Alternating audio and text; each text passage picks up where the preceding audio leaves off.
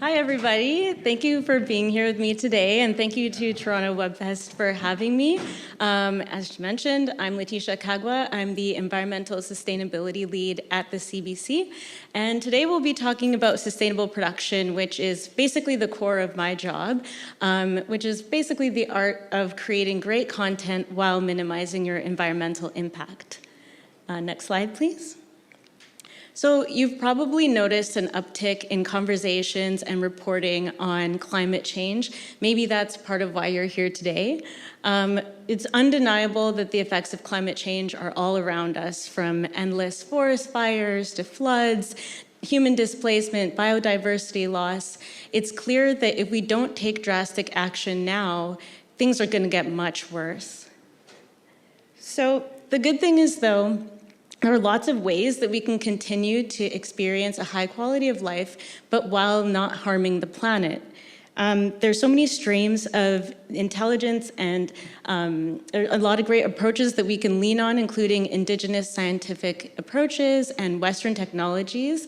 And the great thing is the TV and film industry specifically can do a lot to make a difference. So did you know that the average US or Canadian TV or film production can produce 500 tons of carbon dioxide? That's the equivalent of flying back and forth between Paris and New York 1,000 times. A Forbes article last year reported that 50% of carbon emissions, of production's carbon footprint, are attributable to the fuel that is used for travel and transportation and for powering a set. And one major picture can contribute 229 tons of scrap metal, 51 tons of construction set debris, and 73 tons of food waste. So it's not just the fuel and the carbon emissions associated with that, it's also material consumption that is a huge component. And so you might be thinking, oh, well, I produce short form content or I distribute online. How big can my impact be? Well, streaming of all forms of media actually accounts to 3 to 4% of the world's total global emissions. And while that sounds like a small fraction, it actually still amounts to hundreds of thousands of tons of carbon dioxide in the atmosphere. So we all need to be working together and doing our best in this industry as well to make change. And the great thing is we know that we're ready and willing to make change. The industry has already communicated that through various surveys, including the Telefilm Eco Awareness Survey. They've launched it for the last 2 years, and last year's report found that 72% of respondents said that they were curious and excited to know more about how to implement sustainable practices on their sets. So you might be worrying, thinking, okay, I want to make change, but does going green mean I have to make a sacrifice? And the great thing is it really doesn't. There are definitely ways that you can minimize your environmental impact while staying true to your characters, to your subjects, to your themes, to your messages. Really, as I said at the top, sustainable production is still about creating great content, but while minimizing environmental impact. So some quick examples could be using renewable energy sources like solar panels or wind power. It could be something like walking or biking to set as opposed to driving. And it could be something like using recycled or compostable materials as opposed to buying new virgin materials. There's so many benefits to doing this. Of course, there's the obvious, reducing your greenhouse gas emissions is going to minimize the amount of carbon dioxide in the atmosphere. Of course, it also supports ecosystems, but it's also great for fostering camaraderie among your castmates. There are a lot of ways that you can do that I'll talk about in a bit. And it's also an awesome way to save money. So the best way to start is by identifying the low-hanging fruit, and that's where the majority of your emissions are coming from. So typically what we've seen, regardless of genre, is that carbon emissions typically come from, in the largest amounts, from travel and transportation, from filming spaces, and from material use. Now, the specifics of what it goes into those buckets can change depending on the specifics of your shoot, but these are often the examples that we see. It tends to be things like flying or driving to different locations, or maybe shipping equipment back and forth. It is often utility consumption, so a lot of times, especially if you have a location shoot, you might be using diesel generators and driving back and forth there.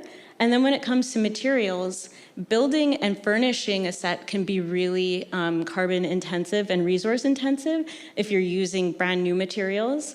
Hair and makeup, of course, can take a toll, especially if you're using virgin textiles or shipping materials from overseas to create those looks. And craft services is actually a really big deal as well. Food consumption and food waste on set can be pretty extreme. A lot of times people, of course, don't want their crew to go hungry, and so they'll overorder. And the other component of that is that plant-based meals tend to have a lower carbon footprint than meat-based, but a lot of productions still often go down the meat-heavy route, and that has a huge impact. So once you've identified those biggest sources of carbon emissions, the next obvious step is to create a strategy to mitigate them. So this is definitely not a comprehensive list, but it's just kind of here to get the ball rolling and give you some ideas. When it comes to travel and transportation, one of the best things you can do is shop locally. Source your products and your services from local vendors, and that will really prevent having to kind of source from farther away where you're going to have a bigger carbon footprint to get those items to you. For filming spaces, when you can, it's great to opt for clean energy solutions, so electric vehicles or electric or battery generators as opposed to diesel generators. Using renewable energy, as I mentioned before, solar or wind power. And a really, really easy, simple one is just literally turning off and unplugging equipment that's not in use. It's surprising how much power can be drawn by items that are still in standby mode. And then finally, with materials, of course, single use is always a no-no. Avoid buying brand new materials as well, and really just try to focus on things that are recyclable, compostable, biodegradable, donatable, and so on. And then, of course, whenever possible, also try to serve meals that are more plant-based and used, that are made with ingredients that are more locally sourced, as opposed to meat-based and ingredients that are from further away.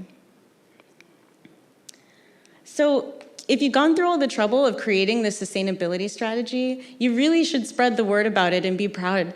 Doing that, of course, helps people kind of find out about your efforts and get on board, and it also just helps to keep the momentum going. And so one thing you can do is send a green memo to your cast and crew to let them know about the sustainability priorities that you have in mind. But it shouldn't be a one-way conversation. You really should focus on getting their input and having it be more of a dialogue and have them be involved too. So it's great to also make time during each meeting that you have to dedicate to a sustainability moment. So you always have that time carved out. It can't be kind of relegated as an afterthought. You're always making sure it's a priority. And so just ask cast and crew what they think could be made greener. Encourage them to take action. Involving them in the process really empowers them to feel accountable and to take into their own hands the success of your sustainability efforts. It also encourages them to work together better. There's some shows that have used kind of a more competition or challenge format to encourage different departments on the set to kind of compete against each other to see who can produce the least amount of waste or who can recycle the most. And so it kind of is fun that way to have friendly competition among each other. And then it can really amplify your sustainability efforts, especially if you encourage everyone to think about what they can do even outside of work. It will create that ripple effect where people will go home from set and also practice those greener activities at home. And then lastly, report your progress publicly. It's a really good way of keeping yourself accountable, whether you're producing reports or you're sharing on social media the different activities that you've undertaken, and it can encourage other people in the industry to follow suit and do the same. So now this is the part you probably care about the most. How does it save productions money? Well, as you can imagine, of course, sustainable production reduces material consumption and waste, so that inherently means that it might also save you money just because you're not over-ordering and you're not overutilizing resources that you don't need. So one example is during the pandemic, we realized how much more, or how we can still be effective in terms of efficiency and productivity while working remotely and virtually. So that really translates well into our industry, where, as you all know, since you work in a digital space as well, that virtual tools, meeting tools, virtual production, remote location scouting can all be leveraged to kind of minimize the amount of traveling that you're doing back and forth. And that also saves on travel expenses and shipping costs. But it's also understandable that sometimes you absolutely have to be there. Not everything can be done virtually. And so in that case, you can try to carpool whenever possible. And that obviously will save you money as opposed to everyone arriving separately. Whenever you can, try to get energy efficient appliances and materials, so like LED lights, low flow water fixtures, Energy Star certified appliances. Those are great for minimizing, of course, your use of those resources, but it also saves you money because you're not drawing so much power or so much water when you use those items. Of course, secondhand and rented items are often cheaper than brand new items, and they have a lower impact on the planet because they don't create extra demand for new items or new resources. Sourcing locally is great for keeping your shipping costs low and your carbon impact low, and often if you're buying from smaller businesses, they can tend to have lower prices depending on what it is exactly you're looking for. Plant-based food options, often cheaper than meat-based. And lastly, don't forget about green incentives. There is a discount that the City of Vancouver offers if you're ever shooting out there, that if you can prove that you've substituted a diesel generator for a clean energy source, you can actually save up to $1,000 on your filming permit. The Canadian Media Fund also announced earlier this year that they will be providing funding for certain sustainability-related line items in your budget. So things like electric vehicles, sustainability consultants, electric generators. So definitely look into that because you can save some money there or get some funding. And so we've been talking a lot about sustainability behind the camera. What about sustainability in front of the camera? Well, green storytelling, or climate or planet placement as it's often referred to as, is the practice of embedding sustainability and environmentalism into stories and scripts or backdrops. And so some examples, it can range from anything as subtle as having a solar panel in the background on a building behind a character to something a little bit more involved. Maybe the character is shown biking to work instead of driving, or it can be very overt where the character is actively having a discussion about recycling with another character. And the benefits of this is that it really encourages and normalizes environmentalism. It shows audiences that this is reality. It also inspires them with really tangible, specific examples that they can use in their lives to make a difference. And so how can you incorporate environmentalism into your own stories? Well, first and most importantly, it's so key to be honest and factual. Of course, not everybody is a climate scientist, not everybody knows the ins and outs of carbon emissions, but it's still important to represent a story that is relatable and is true to the realities of climate change, especially given how there's a lot of climate denialism out there. One of the best ways to do this is to just use reputable sources online or tap into experts who can help you. But also be honest about the emotions of going through what your characters might be learning about the climate, what they might be going through, making changes in their own lives, and kind of showing that in a more human way. But on the subject of emotions, it's also really important to kind of leave the audience with more positive emotions. A recent study came out and found that climate stories that focus on positive emotions like hope and inspiration and joy tend to land better with audiences than climate stories that are more rooted in despair, anger, frustration, hopelessness. So not that you can't have those in your story, but kind of trying to make sure that the lingering, lasting feeling is one that people can feel like they can make change. And so that kind of ties into the third point about making it aspirational. One trick that a lot of writers are doing, and it's a really good idea, is to kind of leverage your protagonists and your antagonists in a way that your protagonists, or maybe you're leaning on pretty privilege and having your better looking characters having more pro-environmental behavior shown, and then maybe you have your antagonists be the one who's littering and getting in trouble for that. That messaging can really make a difference with audiences. It's also important to show regular people. It's such a heady and sometimes overwhelming topic, and so it can really be a lot more effective to just show everyday normal people undertaking environmental behavior in their lives. And then also just remember that perfection isn't the goal, and that we shouldn't be trying to tell people, like, you're not fixing the planet unless you're vegan and you're also driving an electric car and you're also doing this, that, and the other thing. Every little bit of effort counts, and so we want that message to come through as well. So on the next slide, I hope that this looks like too much information and is overwhelming for you, because I want to kind of hit you with just how many resources are out there to support you on your sustainability journey. There are many provincial organizations that offer a number of different resources themselves that are kind of more regional specific. There's Real Green that is offered through Creative BC. There's Ontario Green Screen and Ontario Vert in Quebec. And they all are great for offering networking opportunities, green vendor lists, workshops, green energy solutions. They're a really solid stop to kind of get you acquainted with what's going on in your region. Of course, there's events just like this that are focused on sustainability and our industry. The Sustainable Production Forum is actually kicking off next week. CBC also hosted an event called Seeds of Change a few months ago. It was completely recorded on YouTube, so you can watch it at your leisure, and it was basically a celebration of green practices that are happening across the Canadian media industry. Down south in the States, we've got the Hollywood Climate Summit and the Environmental Media Association Impact Summit.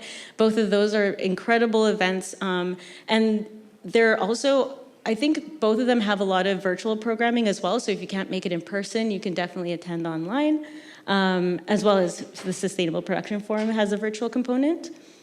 And then the Telefilm standard budget template was actually recently updated to include sustainability line items. So you may already be familiar with it. If not, it's just a really handy budget template that was designed specifically for our industry. But now it includes items like electric vehicles or sustainability consultants, things like that, so that you can prepare and plan in advance to allocate specific resources to those things. Next is the Albert Carbon Calculator. It's a really handy free tool that a lot of productions are using now to track their carbon emissions. The CBC requires it for all of the indie producers we work with, as well as a lot of our in-house productions. It's being used by Netflix and all of the major broadcasters in the UK. But don't let that daunt you. It's actually a very easy, simple tool to use. It's fully online. If your production is in the development stage, the CBC has sustainability checklists that you can access online for free that walk you through in the development stage how you can implement sustainability on your production, both in front of and behind the camera. There are also great green storytelling resources that you can check out, including the Good Energy Playbook and the Albert Editorial Tool, which are both really interactive resources that will step you through the process of incorporating sustainability into your scripts. There are consulting agencies. GreenSpark Group is a really big, great one. They actually started the Sustainable Production Forum about 8 or 9 years ago. And then there's Earth Angel. They're both really awesome at helping you not only design a sustainability strategy, but also implement it and make sure it has impact. And if there is one resource that you remember from this whole list, just make sure it's the last one. The green production resources on our CBC site contain all of these links and more. So just Google CBC green production resources and you will be able to access all this stuff. So before I go, I just want to leave you with one step that you can commit to.